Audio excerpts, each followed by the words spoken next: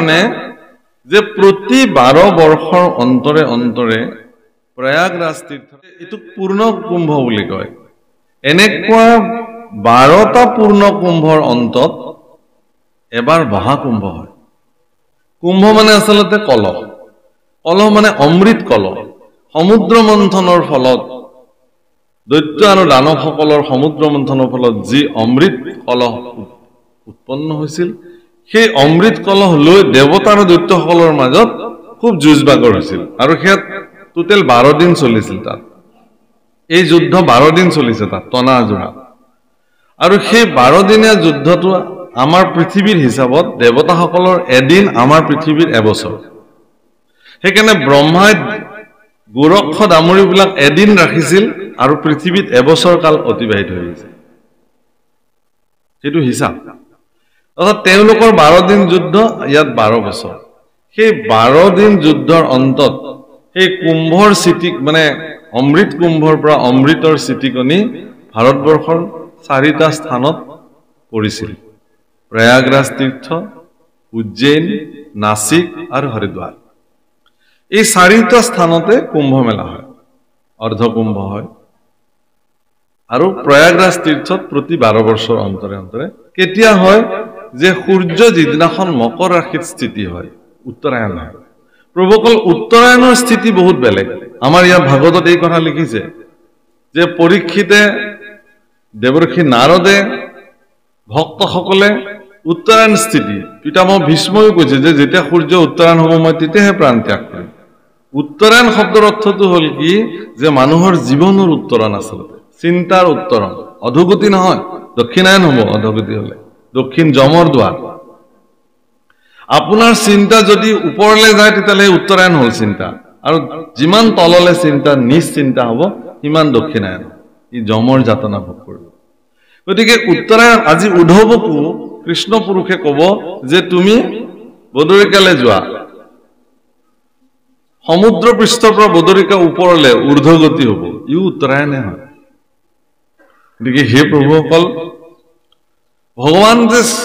জগতৰ স্বামী তেওঁ নিজৰ অস্তিত্বতকৈ ভকতৰ অস্তিত্বক অধিক প্ৰাধান্য দিয়ে এই কথা ভাগৱতে প্ৰমাণ কৰিছে গতিকে তেওঁ ইচ্ছা কৰিলে ঋষিখা ব্যৰ্থ কৰিব পাৰিলেহেঁতেন কিন্তু তেওঁ নকৰিলে অসমত ভাৰতবৰ্ষত সকলো স্থানতে বিশেষকে ভাগৱতৰ যি কথা কোৱাৰ পৰম্পৰা আছে উত্তৰ ভাৰত দক্ষিণ ভাৰত বংগ আদি সবতে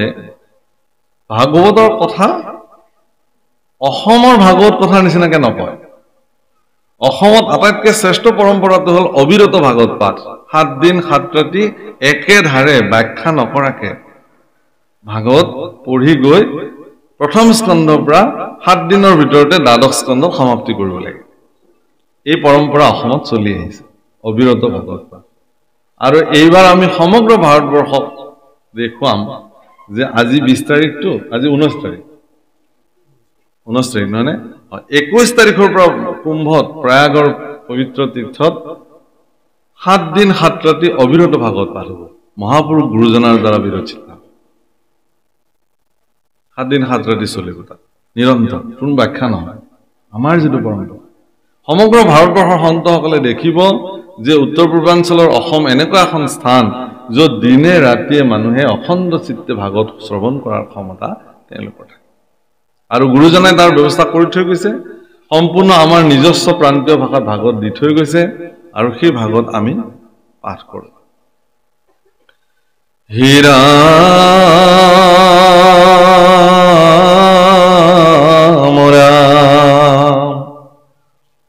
তুমি তপ পুণ্য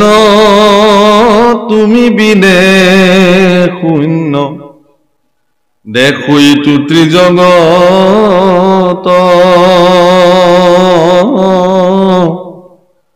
কাৰ পুণ্য ককৰু চৰণত ধৰু লয়ো কমুক লগত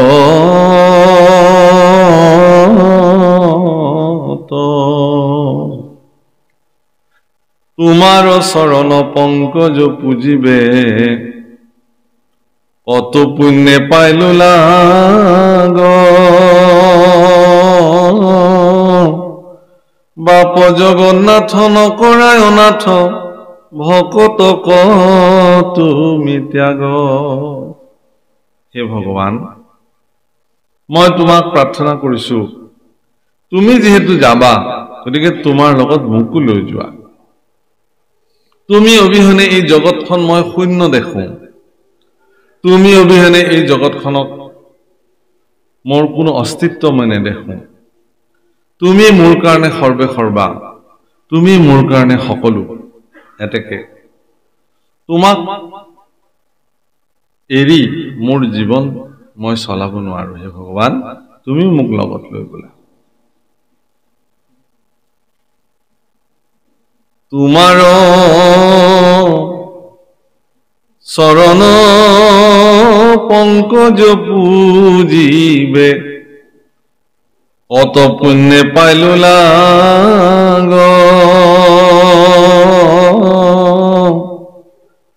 বাপ জগন্নাথ নকৰাই অনাথ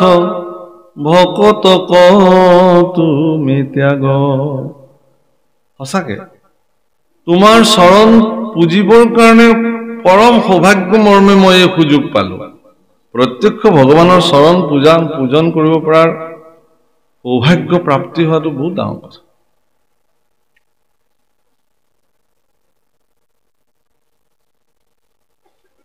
প্ৰভু ৰামচন্দ্ৰৰ চৰণ সেৱা কৰিছিল নিৰন্তৰ যিসকলে, লক্ষ্মণ, হনুমান, এইসকলে। সেইকাৰণে এওঁলোকো জগতৰ কাৰণে পূজ্য হৈ গল।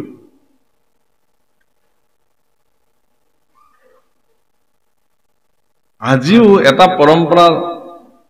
এটা কথা ধৰা হয় ভাৰতবৰ্ষৰ সনাতন পৰম্পৰা, যে আজিও যদি ভগৱন্তৰ কথা কৰবাত চৰ্চা হয়, শ্ৰৱণ কীৰ্তন হয়, সেই শ্ৰৱণ কীৰ্তন শুনিবৰ কাৰণে কোনোবা আহক নাহক, সাক্ষাৎ হনুমান তাত বিদ্যমান হৈ থাকে বুলি কৈছে। কৃষ্ণ কথা শুনিবলৈ, ৰামৰ কথা শুনিবলৈ ইমানে আকুল, এইবুলি ধৰা হয়। ভগৱান কৃষ্ণৰ চৰিত্ৰ শুনাটোই জগতৰ শ্ৰেষ্ঠ কথা, আৰু ভগৱান কৃষ্ণৰ চৰণ প্ৰত্যক্ষভাৱে পূজন কৰিব পৰাটো কিমান ভাগ্যৰ কথা। এনে সৌভাগ্যৰ গৰাকী হৈছিল উদ্ধৱ। তেওঁ বৃহস্পতি গুৰুৰ শিষ্য হোৱাৰ পিছতো, সেই সময়ৰ এগৰাকী উচ্চ শিক্ষিত লোক হোৱাৰ পিছতো তেওঁৰ জীৱনৰ সৰ্বোচ্চ শিক্ষা ব্যৱস্থা, জ্ঞান, কৰ্ম সকলো তেওঁ ভগৱানৰ চৰণ সেৱাৰ কাৰণে সমৰ্পণ কৰিছিল। সেইকাৰণে তেওঁ কৈছে যে তুমি যিহেতু যাব ওলালা, হে প্ৰভু, ময়ো তোমাৰ লগত যাম, তুমি মোক লগত লৈ যোৱা। তুমি ভকতক ত্যাগ কৰিব নোৱাৰিবা, তুমি লৈ যোৱা। সম্যকে অমৃত তোমাৰ চৰিত্ৰ, শুনে মাত্ৰ যিটো নৰে, পায়া প্ৰেম ভাৱনেৰ তুজু পাও, বিষয়কো পৰিহৰে। সম্যক, সম্যক শব্দৰ অৰ্থ হল উত্তম। তোমাৰ চৰিত্ৰ উত্তম অমৃত প্ৰভু, ইয়াতকে আৰু উত্তম কথা অমৃত কি হ'ব পাৰে জগতৰ। তোমাৰ এই চৰিত্ৰ অমৃত যিসকলে শ্ৰৱণ কৰে, যিবিলাক ব্যক্তিয়ে এই কথা শুনে, তেওঁ প্ৰেম ভাৱাপন্ন হয় আৰু বিষয়ক তেওঁ পৰিত্যাগ কৰিব পৰা সামৰ্থ্য হয়। এতিয়া প্ৰশ্ন হল, আমি বিলাকেওতো ভাগৱত শুনি থাকো, কৃষ্ণ কথা শুনি থাকো,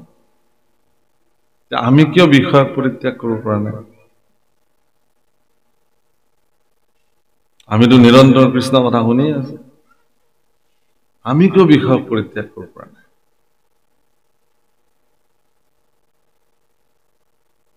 ডাঙৰ কথা হৈছে এইটোৱে যে কৃষ্ণ কথা আপুনি কাৰ পৰা শুনিব? আপুনি চাওক যে সীতাৰ কথা, ভগৱান ৰামৰ পত্নী সীতাৰ চৰিত্ৰ যি ধৰণে বৰ্ণিত হৈছে, এগৰাকী পৰম কল্যাণকামী সাধ্বী শান্তি নাৰী সীতাৰ চৰিত্ৰ যদি কোনোবাই শুনে, যিমান দুষ্ট পুৰুষ হলেও তেওঁৰ মন তৎক্ষণাৎ নিয়ন্ত্ৰণলৈ আহি যায় সীতাৰ চৰিত্ৰ শুনিলে। এগৰাকী চঞ্চলৰ পৰা চঞ্চল কামী পুৰুষৰ ওচৰতো যদি সীতাৰ চৰিত্ৰ কোনোবাই গায়, তেতিয়াহ'লে তেওঁৰ লগে লগে মানস পথত এনেকুৱা ক্ৰীড়া আৰম্ভ হৈ যায় যে তেওঁ তৎক্ষণাৎ তেওঁ নিজক সংযম কৰিব পৰা সামৰ্থ্য হৈ যায়।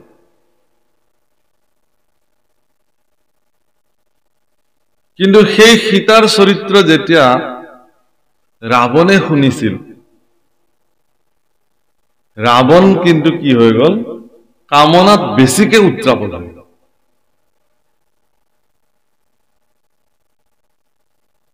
ৰাৱণ কামনাৰ প্ৰতি বেছি তৎক্ষণাৎ মানে লাগে আৰু সীতাক তেওঁ এনেকুৱা কামনা পৰ্ব হৈ গ'ল। কিহৰ কাৰণে? মনত ৰাখিব প্ৰভুসকল, কৃষ্ণ কথা কাৰ মুখেৰে শুনিব? তেওঁ শুনিছিল কাৰ মুখেৰে? শূৰ্পণখাৰ মুখেৰে শুনিছিল। সেইকাৰণে তেওঁৰ জীৱনত উল্টা ক্ৰীড়া আৰম্ভ হৈ গ'ল। সেইকাৰণে ভগৱানৰ চৰিত্ৰ কাৰ মুখেৰে শ্ৰৱণ কৰিব সেইটো খুব নিৰ্ণায়ক কথা। কিন্তু একেই ভগৱানৰ চৰিত্ৰ শূৰ্পণখাৰ মুখে ৰাৱণে শ্ৰৱণ কৰিলে কাৰণে ৰাৱণৰ মানসিকতা তাৰ উল্টা ৰিয়েকশ্যনটো হৈ গ'ল, উলটা প্ৰভাৱ হৈ গ'ল। সেইকাৰণে কৃষ্ণ কথা কাৰ পৰা শুনিব? আটাইতকৈ উত্তম বিচাৰটো হ'ল এইটোৱেই যে কৃষ্ণ কথা নিজেই নিজৰ ভিতৰত শ্ৰৱণ কৰাৰ ব্যৱস্থা কৰিব লাগিব। অৰ্থাৎ আপুনি সেই অৱস্থালৈকে গুচি যাব পাৰিব লাগিব। আপোনাৰ ভিতৰত থকা আপুনিয়ে আপোনাক কৃষ্ণ কথা শুনাব। তেতিয়া এইটো অহৰ্নিশ হয়, অজপা হৈ যায়। 24 ঘণ্টা আপুনি তেতিয়া কৃষ্ণ ধ্বনি শুনিব, কৃষ্ণ চৰিত্ৰ। এনেকুৱা 24 ঘণ্টা কৃষ্ণ ধ্বনি আৰু চৰিত্ৰ শ্ৰৱণ কৰোতা সকলৰ ভিতৰত পোন প্ৰথমে অগ্ৰগণ্য হিচাপে নাম লোৱা হয় গোপীসকলৰ। সেইকাৰণে গোপীসকল যেতিয়া ভগৱানৰ ওচৰলৈকে ঢপলি আহিলে, তেতিয়া ভগৱানে গোপীসকলক কৈছিলে যে তোমালোকে এটা কাম কৰা, মোক দেখিলা বোলে দেখিলো, বৃন্দাবন দেখিলা দেখিলো, বিকশিত বৃন্দাবন ইমান সুন্দৰভাৱে প্ৰস্ফুটিত হৈছে, তোমালোকে দেখিলা, এতিয়া তোমালোকে ঘৰলৈ যোৱা। ভগৱানে তেওঁলোকক মনত পেলাই দিছিলে, তোমালোকক নেদেখি তোমালোকৰ সন্তানবিলাকে এতিয়া মা মাকে চিঞৰি চিঞৰি কান্দি আছে। তোমালোকক নেদেখি তোমালোকৰ স্বামী হাবাথুৰি খাইছে। তোমালোকৰ পৰিয়াল পৰিজনৰ মাজত ভীষণ পৰিস্থিতিৰ সৃষ্টি হৈছে। গৰু গাই সা সম্পত্তি খেতি বাতি সকলো তোমালোক মালিকনী একো একোগৰাকী। গতিকে নিজৰ নিজৰ সা সম্পত্তিৰ মালিকনী হৈ থাকাকে যোৱা ইয়াৰ পৰা সোনকালে। কিন্তু গোপীসকলে কি বুলি কৈছিলে যে হে ভগৱান, তোমাৰ মুখেৰে এনেকুৱা কথা হ'ব বুলি আমি ভবাই নাছিলো। তুমিও যে ভকতক এনেকে ত্যাগ কৰিব পৰা এই কথাটোতো আমি ভবাই নাছিলো। আমিতো ইতিমধ্যে তোমাক পাবৰ কাৰণে আমাৰ জীৱনৰ সৰ্বস্ব পৰিত্যাগ কৰি থৈ গুচি আহিলো। আমি যে কিবা মালিকনী, সম্পত্তিৰ মালিকনী, গৰু গাই খেতি বাতি এইবিলাক আছে পাহৰি গলো। আমি আমাৰ যে স্বামী আছে আমি পাহৰি গলো, আমাৰ যে সন্তান সন্ততি আছে পাহৰি দিছো। আমাক কেৱল তোমাক লাগে, তোমাৰ দুখানি চৰণত সমৰ্পিত হবলৈ লাগে। এইটোৱেই মনুষ্য জীৱনৰ স্বাৰ্থ। সেইকাৰণে ইয়াত উদ্ধৱে কৈছে যে প্ৰভু তোমাৰ চৰিত্ৰ শুনিলে মানুহৰ মনত প্ৰেম ভাৱনাৰ জন্ম হয়। গোপীসকলৰ মনত প্ৰেম ভক্তিৰ জন্ম হৈছিল, যাক সপ্ৰেম ভকতি বুলি কয়।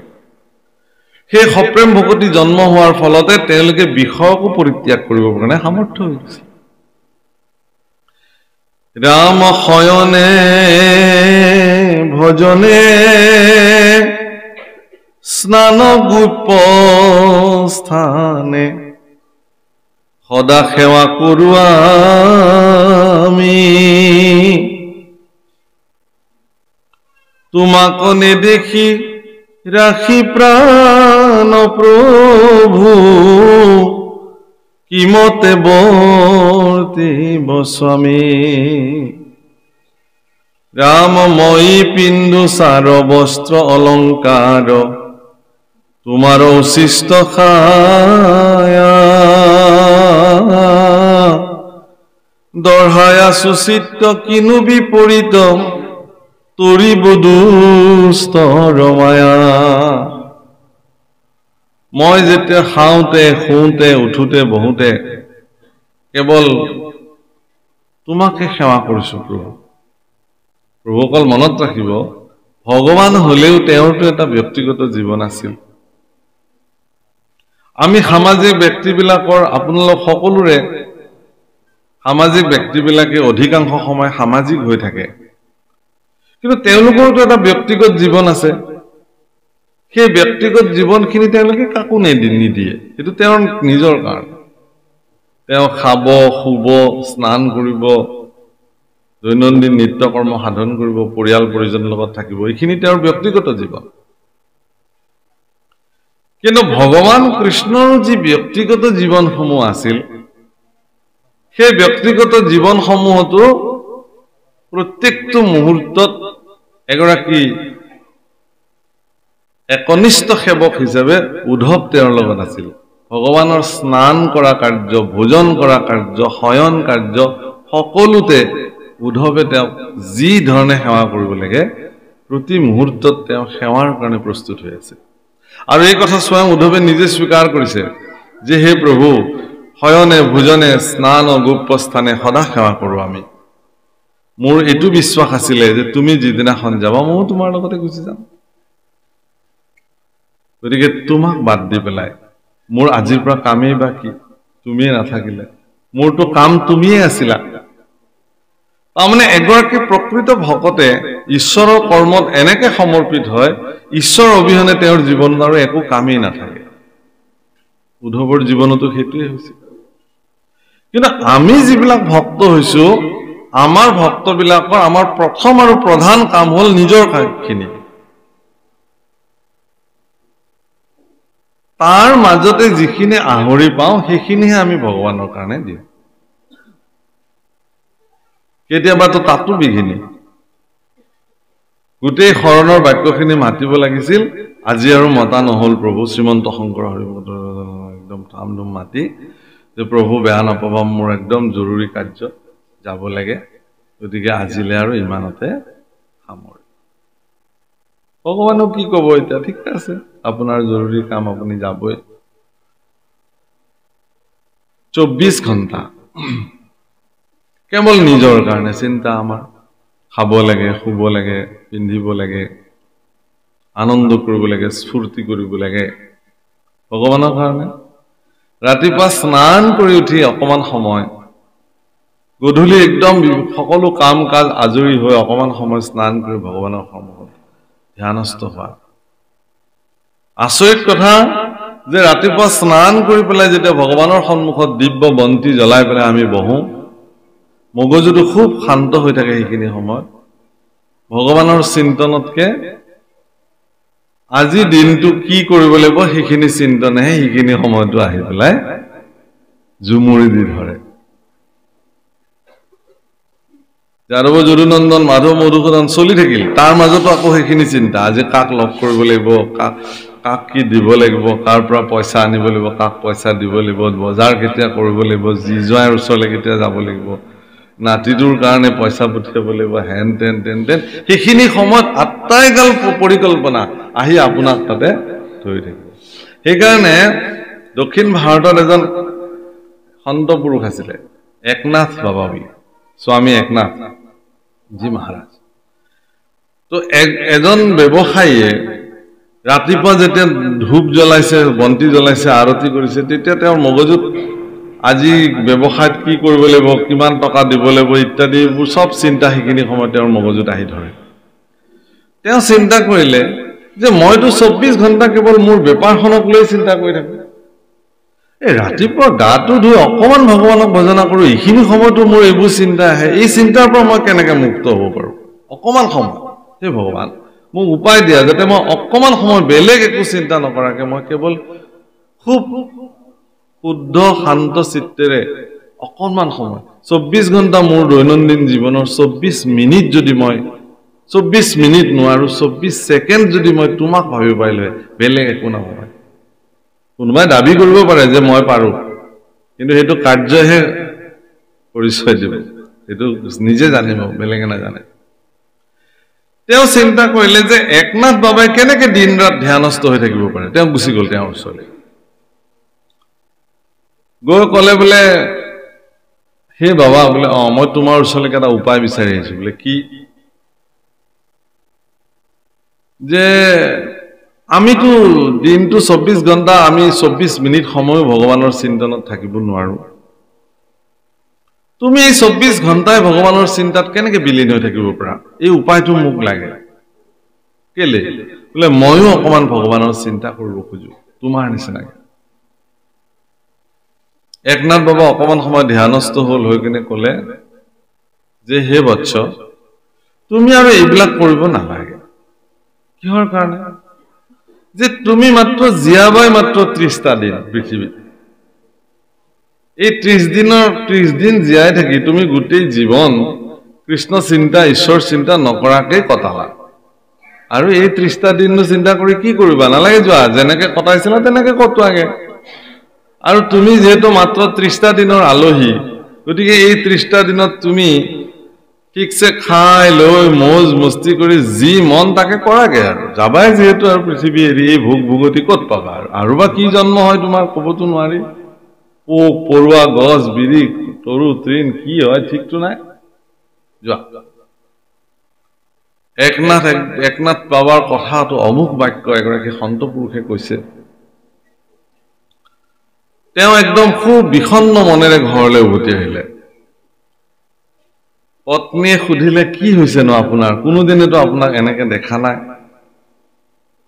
তেওঁ একো মাতা নাই চিধা ৰুমৰ ভিতৰলৈ গৈছে গৈ বহি আছে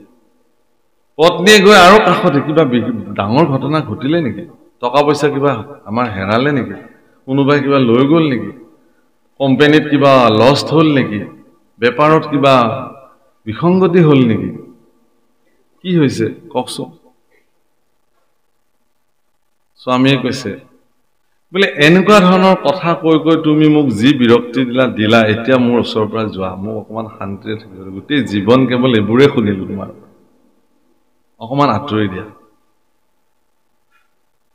মাকে কৈছে যে দেউতাৰ কিবা এটা হৈছে উপায়ত যাচোন যা উঠগে এবাৰ ল'ৰাকেইটা আহিছে দেউতা কি হৈছে তোমাৰ কোৱা আমাক কোৱা আমি আছো ন একো কোৱা তোমাৰ কি হৈছে কৈছে যে মই মাত্ৰ 30 দিনৰ আলহী পৃথিৱীত কোনে ক'লে বোলে একনাথ বাবাই কৈছে হয় নেকি তেওঁতো যি কয় সেই বাক্য আজিলৈকে সকলো ফলি আহিছে গতিকে এই 30টা দিন মই যেটো পৃথিৱীৰ আলহী গতিকে এই 30টা দিন অন্তত মোৰ মতে মোক থাকিবলৈ দিয়া তোমালোকে আজিৰ পৰা মই মোৰ সকলো মোৰ ব্যৱসায় বাণিজ্য টকা পইচা হা সম্পত্তি যি আছিল সকলো তোমালোকক দি দিলো তোমালোকে সবে ভগাই বটাই যেনেকে মিলে লৈ লবা মোক আৰু একো নুখুদিবা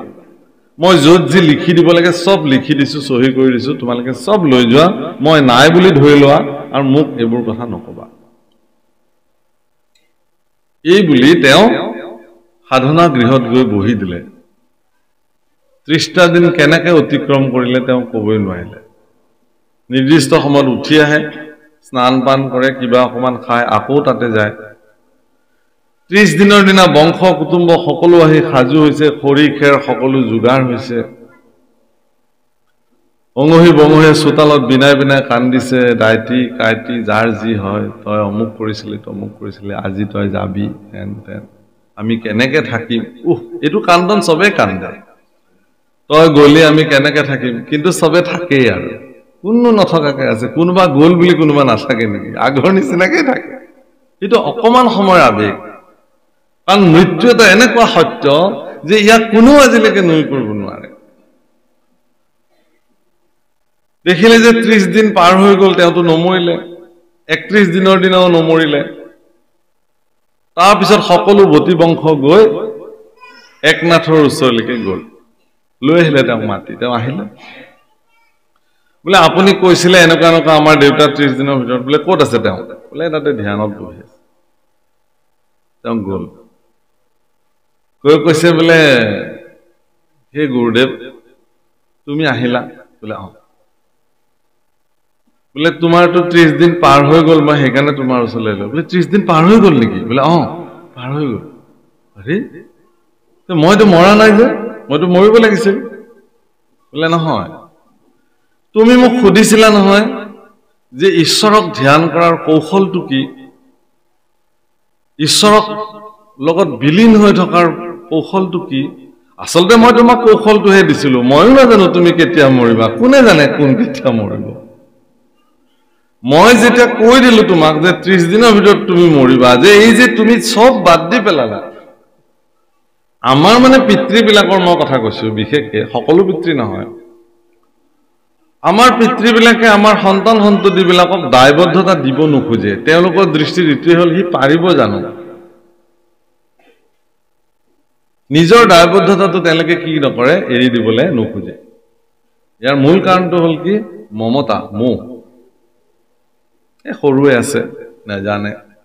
ক'ত পাৰিবা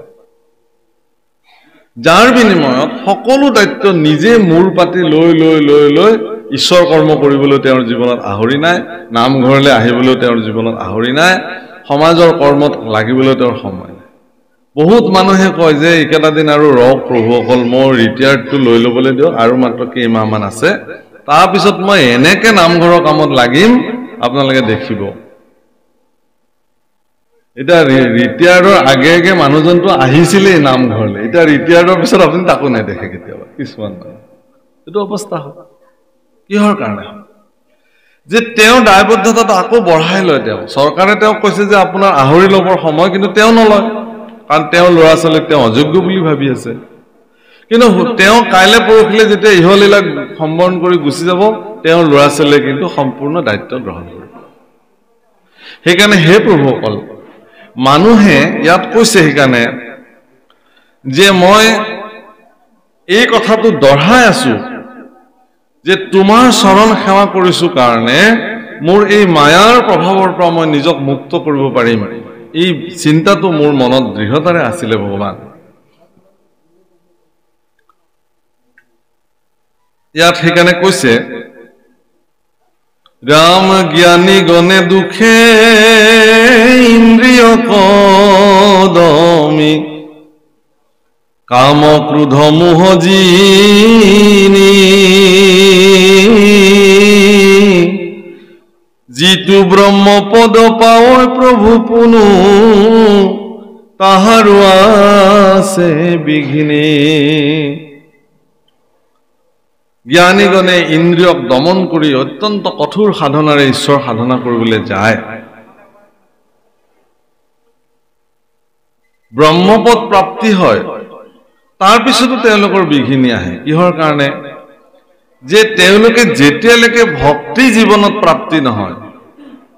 মুক্তি প্ৰাপ্তি হ'ব পাৰে বাভকল যে